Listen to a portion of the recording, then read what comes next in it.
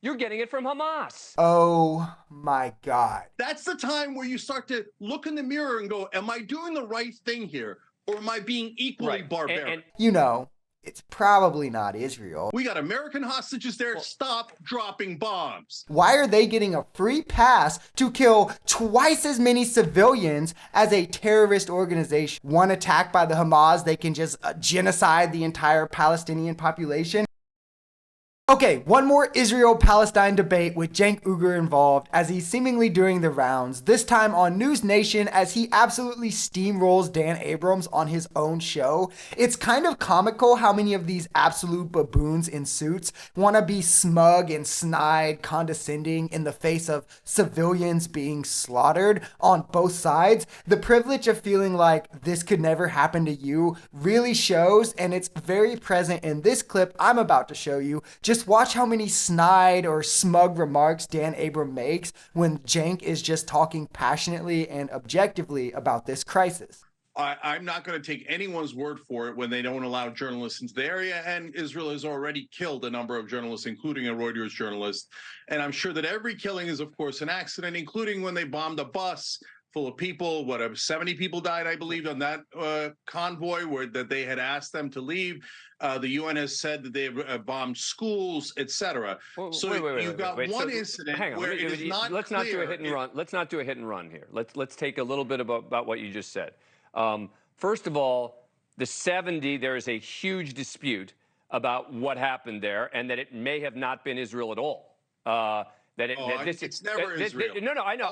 You never want to believe. I know. It's not possible. I know it's not possible that it would be the terrorists. This is such slimy behavior. I mean, to pretend that Israel cares about civilian casualties, they've been rather open about their intentions with Gaza. I mean, they're currently keeping 2.2 million civilians, mostly children and women, from getting food, water, fuel. People are drinking seawater, drinking IV fluid bags at the hospitals just to survive. I mean, Israel is not trying to be subtle here. The Israeli president has called them human animals, like on record. But now that it's convenient, these people want to try and contest every single event like, could be Hamas. How can we trust Hamas over Israel when Israel has proven to be worse and has done way worse and has shown no remorse when it comes to lying? They've done so multiple times. They murdered a reporter in cold blood and blamed Palestine and their civilians and forces until their face was blue and they couldn't anymore,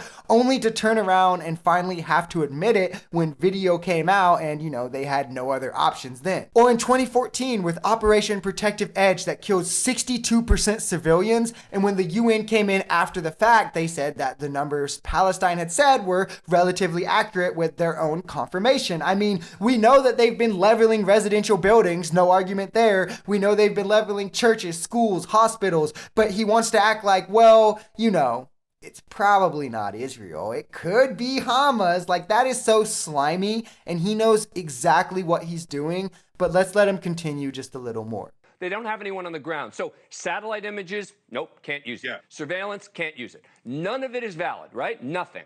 No. So let me be clear, and thank you for asking for the clarification. So on the hospital, it is now in doubt, and the U.S. intelligence has not reached a firm conclusion. But I understand the evidence that you presented, and it is entirely possible that in this case that it was not the idea. So I'm not arguing that case. What I'm arguing is Israel here has already killed about 3,000 civilians. Wait, hang on. Hold on. No, I got to ask you about that. Where are you getting that number from? You're getting it from Hamas. Oh my God. Israel's the one that doesn't let journalists into Gaza. What he's referring to here is the health ministry of Gaza, the entire strip.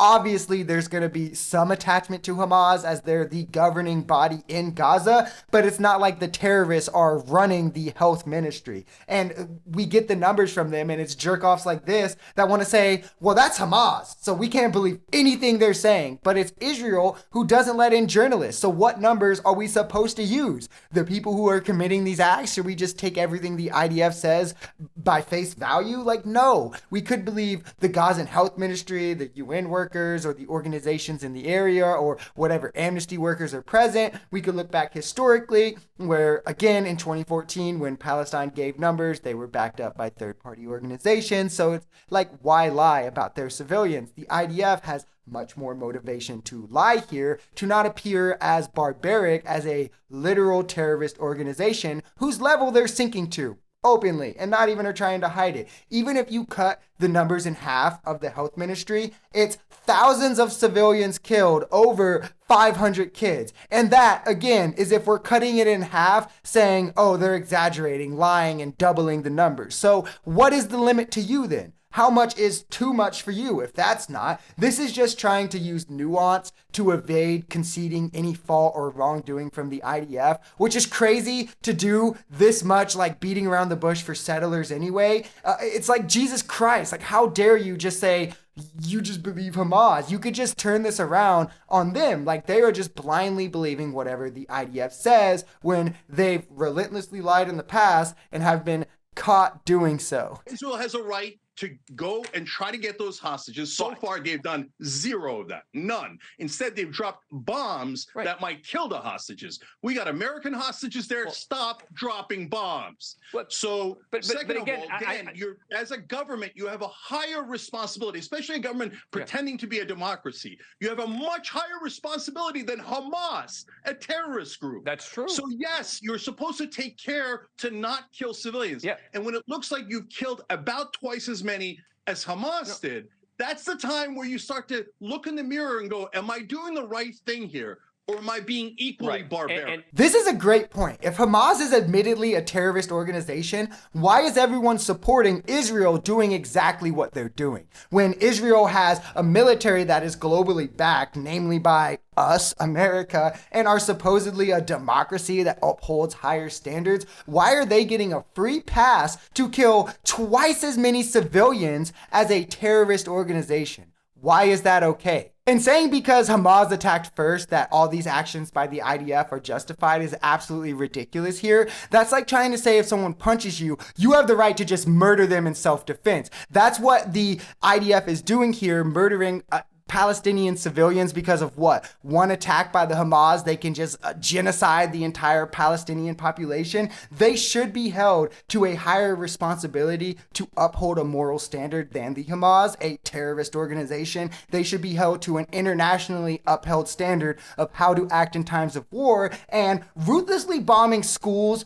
churches, hospitals, restricting 2.2 million civilians, again, mostly women and children, from food and water, and openly doing collective punishment is far from doing that. Which then begs the question, why is this who we're supporting? Why is this the conquest that America finds just? And again, we have history to look at here. In 2014, Palestine gave an accurate detailing of the death tolls that was backed up by the third-party UN after the fact. We have the history of Israel lying, their president's words on how they view Palestinians. When you take all this together, it becomes quite clear who the aggressors in this conflict are and what their motives might happen to be. They've tapped into the global Islamophobia is the only reason that this hasn't been promptly shut down. We wouldn't let this go on anywhere else in the world. We don't let this go on anywhere else in the world. Look at Ukraine, for instance. This is not okay to uphold, turn a blind eye, and act like it's fine, or even support monetarily to the extent that America does.